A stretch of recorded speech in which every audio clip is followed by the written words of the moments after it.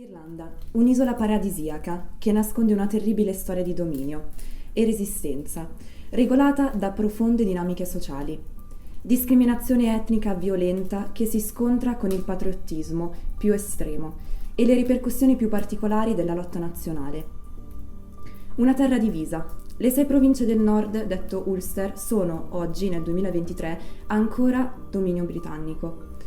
Sotto il governo di Londra, quindi, ma non è sempre stato così. Il re inglese Enrico II iniziò la conquista nel lontano 1169, ma l'Irlanda diventò ufficialmente dominio britannico nel 1541, con la pubblicazione del Crown of Ireland Act, sottomessa quindi al regno di Enrico VIII.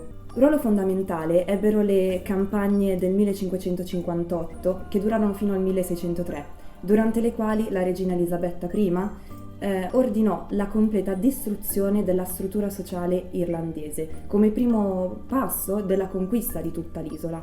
Annientare gli aspetti culturali fu soltanto la prima parte di una fase di insediamento di più lunga durata.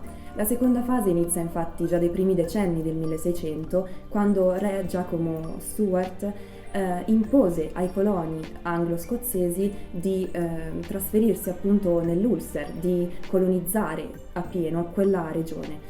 Questo è il processo definito di plantation. Da questo momento in poi l'Irlanda sarà animata da profonde dinamiche coloniali che si muovono appunto sul binomio popolo dominatore e popolo dominato. La strada per l'autonomia è vorticosa e richiede il sacrificio. Le prime rivolte iniziarono già dal 1600, ma sono rivolte poco organizzate che non arrivano effettivamente a ottenere lo scopo che ci si è prefissati, quindi la riconquista dell'identità nazionale. Nel 1695 il governo di Londra promulgò le prime leggi penali contro i cattolici.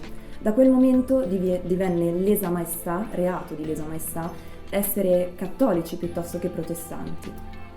Nonostante i secoli di scontri, di violenze, il ferreo regime coloniale persistette dopo essersi insinuato nelle radici della società irlandese. È solo dal 1900 che le cose iniziano a cambiare. Le rivolte diventano più organizzate e soprattutto tutte coordinate con un unico obiettivo: risvegliare e riconquistare la propria identità nazionale, il proprio valore come popolo e come paese, indipendente, autonomo dal governo colonizzatore di Londra.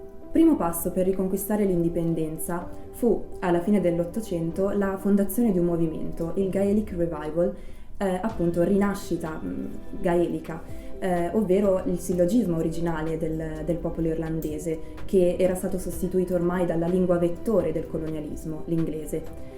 La riscoperta del folklore tradizionale, della cultura originale e quindi anche della lingua gaelica furono appunto il primo passo per risvegliare un sentimento patriottico e nazionalista e convincere un po' tutto il popolo a riottenere la propria indipendenza. In seguito nacquero nuove tendenze patriottiche che presero piede in tutta l'isola e alimentarono le fiamme ribelli della rivoluzione. In particolare nel 1916 queste fiamme presero fuoco e diedero fuoco a tutta l'Irlanda, in particolare a Dublino, dove le forze del Sinn Féin, il partito repubblicano indipendentista, organizza una rivolta armata contro appunto il governo di Londra e i soldati inglesi presenti sul suolo di Dublino, prendendo di mira proprio strategici punti all'interno della città. È in questo contesto che nella storia irlandese per la prima volta comparvero nomi di donne combattenti. Non che le donne non abbiano mai preso parte all'attività rivoluzionaria, ma sempre comunque in ruoli subordinati a quelli maschili e soprattutto sempre come infermiere oppure accudendo i feriti o comunque i soldati, prendendosi cura quindi degli uomini, ma mai essendo loro in prima linea a combattere. Singoli episodi di vita, di resistenza, isolati, ma anche la storia delle organizzazioni femminili, nate in questo contesto di lotta e cresciute parallele e talvolta incidenti alle organizzazioni sorelle maschili. La società irlandese era però piuttosto rigida nei confronti delle donne, subordinate, soprattutto ricordando il contesto coloniale in cui esse vivevano. Per tutto il corso del Novecento l'Irlanda lottò ferocemente per riprendere la propria indipendenza, fino al 1920, quando venne firmato un trattato che appunto divise l'isola in due, Irlanda del Nord e Repubblica d'Irlanda. L'Irlanda del Nord rimase sotto il dominio inglese e questo portò la lotta a continuare durante tutto il corso del secolo a velocità alternate. Fu in particolare nel periodo più violento della lotta, che andò dagli anni 60 agli anni 90 del Novecento, il periodo detto dei Troubles, in inglese guai, che i nomi delle donne emersero dai retroscena impolverati della storia e queste donne si fecero coraggio, presero in mano le armi per diventare protagoniste di esse e riscrivere la propria storia. Nei prossimi episodi scopriremo i nomi e le biografie di 4 donne che si sono rese protagoniste della storia, nei vari aspetti della lotta, la duplice lotta, quella come irlandesi e quella come donne.